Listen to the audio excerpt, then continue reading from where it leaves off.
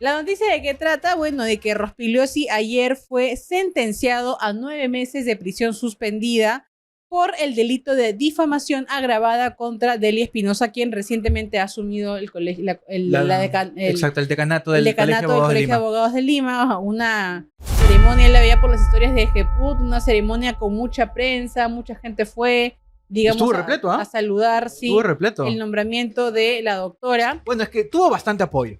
Y me parece bastante lógico de que se haya llenado ahí el auditorio del Colegio de Abogados de Lima. Y eso, bueno, es democrático, ¿no? Pero la noticia es esa, ¿no? Que ha sido sentenciado, a ver, rebominando, 9 meses de prisión suspendida. ¿A qué se refiere esto, Renzo? Ya.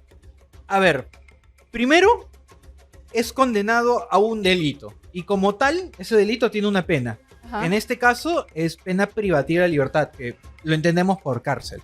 Sin embargo, este tipo de delitos, delitos contra el honor, la difamación, la calumnia, la injuria, se caracterizan porque las penas no son altas. 2 años, 3 años. En este caso, 9 meses. Las penas legales, la pena abstracta hasta 2, hasta 3. Ahora, y luego viene el análisis específico para ti. Tú cometiste un delito que tiene una pena máxima de 3 años, pero ya, más allá de lo que dice la norma, ¿tú cuánto mereces? Se ha valorado que es la primera vez que comete este tipo de delitos, se ha valorado su edad, porque por edad tiene más de 65, tiene derecho a una reducción de pena, y finalmente le impusieron 9 meses. Pero la pena es tan baja que la norma permite que para penas bajas, la pena privativa de libertad no sea dentro de un penal, sino sea con carácter de suspendido. Es decir, te condeno, pero no entras al penal, porque tu pena es baja, eres una persona vulnerable y no mereces estar en el penal. Pero te impongo reglas. Anda a firmar, no te mudes, paga la reparación civil, y si cumples todo esto en un periodo de prueba, que probablemente sea de por lo menos 2 años, en ese caso, ok, ya cumpliste tu pena. Eso es lo que hay ahorita en contra de él. 9 meses suspendido, pero con reglas de conducta, y una reparación civil alta, 200.000 soles. Claro. 200.000 soles. A ver, vamos a ver el clip de que cuando le dan le leen la sentencia a Rospigliosi el día de ayer, si no me equivoco fue esto. En producción están un poco lentejas últimamente. Sí, ¿no? A ver, ahí está. Es que están post Semana Santa. Rospigliosi Capurro como autor del delito contra el honor en las modalidades de difamación agravada, previsto y sancionado en el párrafo 3 del artículo 132 del Código Penal en agravio de Delia Milagros Espinosa Valenzuela. Segundo, imponer al sentenciado Fernando Miguel Rospigliosi Capurro 9 meses de pena privativa de libertad suspendida en su ejecución por el plazo de 1 año. Imponer la pena de 100 días multa que deberá pagar en ejecución de la sentencia en favor del Estado. Cuarto, fijar por concepto de reparación civil la suma de 200.000 soles que deberá abonar el sentenciado Rospigliosi Capurro durante la ejecución de sentencia en favor de la señora Delia Milagros Espinosa Valenzuela. La jueza... Ahí, justo lo mutean cuando van a dar las restricciones. Pero más o menos es lo que estaba señalando. Acá, lo que me parece de un contenido bastante rico es la sentencia en sí misma. Porque mientras la escuchaba, me di el trabajo de escucharla. La jueza ha hecho un trabajo analizando las sentencias de la Corte Europea de Derechos Humanos y ha establecido diferencias que ya existen en nuestro país, pero lo ha hecho de una manera bastante bonita y sintética en esta sentencia, diferenciando qué es la libertad de expresión, qué es la libertad de opinión, cuáles son los límites que tiene y sobre todo ponderando que se flexibiliza la tolerancia que deben tener los funcionarios públicos y los personajes políticos, diferenciándolos, porque antes en nuestro país no se les ha diferenciado. Simplemente se decía, haya funcionarios públicos todos, deben ser más tolerantes a la crítica. Pero esta jueza sí ha diferenciado personajes políticos como funcionarios públicos. Los ha diferenciado de una forma muy bonita. Yo, básicamente, lo más importante creo es entender qué es la libertad de expresión y qué es la libertad de información. Porque muchas veces se le querella a un periodista por difamación. Y lo primero que dice el periodista es: están recortando mi derecho a la libertad de expresión. Y la verdad, muchas veces, no siempre, se equivocan. Porque a un periodista no se le suele cuestionar su libertad de expresión, sino la libertad de información. Y te pongo un ejemplo para tenerlo más claro. Una cosa es decir, el día lunes, Renzo no vino al programa. Eso es información. Claro, es un hecho. Eso es un hecho. Luego está la expresión. Los lunes Renzo nunca viene. Él es un tardón o un faltón. Ajá. Ya, Ya estoy esa es una acostumbrada. expresión. Claro. Ya. Ahí está, producción quiere un descuento ahí, los estoy escuchando. ¿Ah? Y acá la diferencia es que cuando se da una nota periodística, lo usual es, primero das la información y sobre la base de la información emites la opinión. Ajá. Pero ¿qué pasa cuando la información sobre la cual se basa tu opinión Es falsa. está equivocada? Claro. Está equivocada. Y es ahí el problema. No estoy criticando que tu expresión haya sido difamatoria. Estoy criticando que la información que brindaste al público es falsa. ¿Por qué? No sé, lo puedes corroborar con esto. Información objetiva. Esa es una de las muy bonitas diferencias que ha hecho esta sentencia. Ujú. Ahora, la pregunta del millón es: el hecho de haber sido sentenciado por el delito de difamación agravada imposibilita a Fernando Rospigliosi a seguir en carrera o asumir un curul en el Congreso de ganar las elecciones. Por el momento no. Porque Eso la restricción es al momento de postular y que tenga una sentencia por delito doloso firme. Ok. En este caso, aún no son las elecciones, está en proceso de postulación, pero la sentencia que ya tiene no es firme. Y si la sentencia llega con posterioridad a que ya pudiera eventualmente Que se asumir un confirme. curul, no se le va a remover del cargo.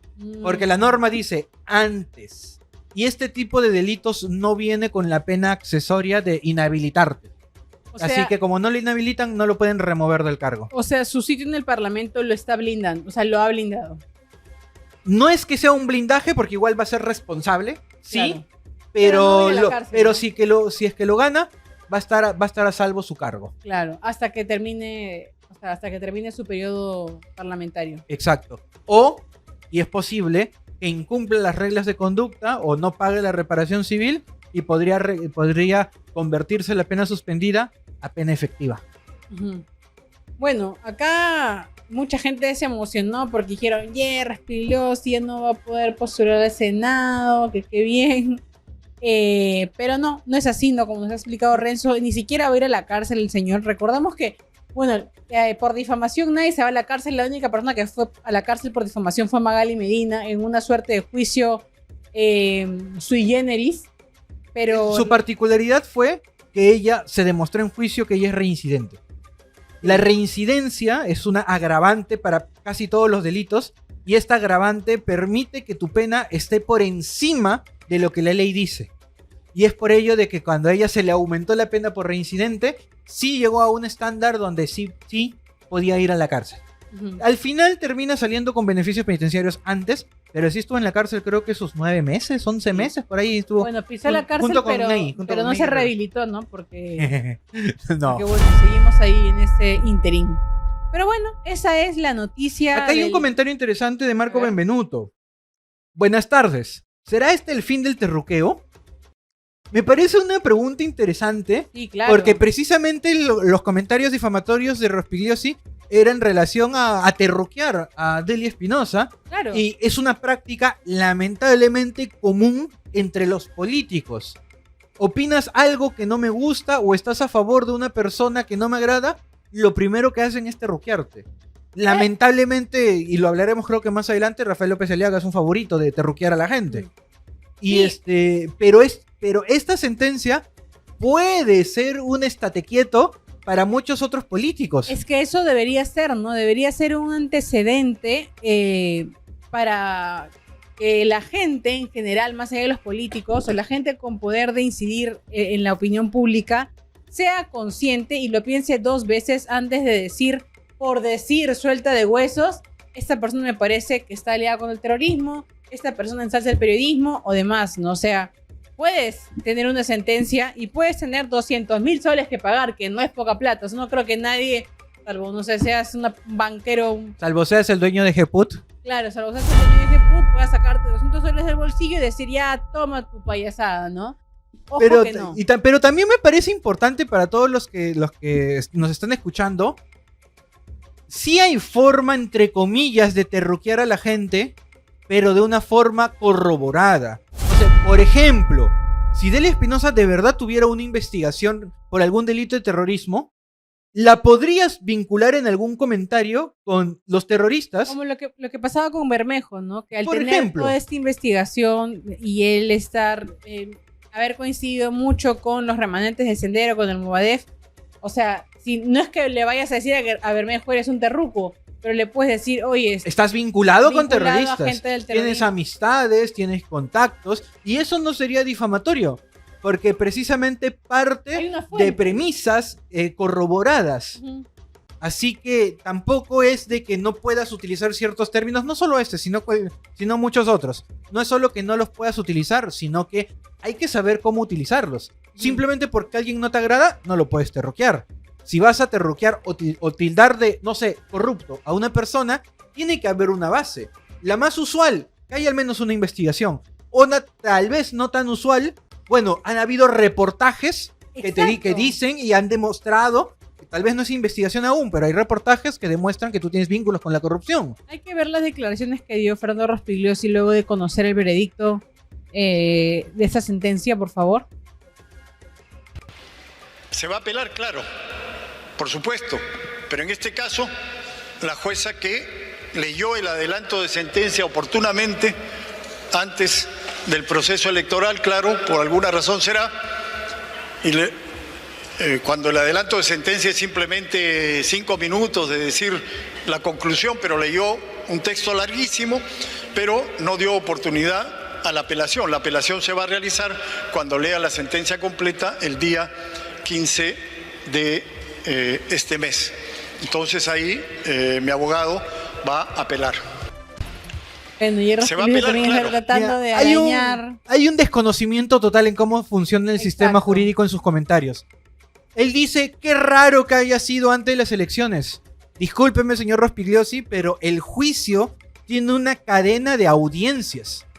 Ahora, por la última modificatoria que hay, entre cada sesión y sesión no puede haber más de 5 días.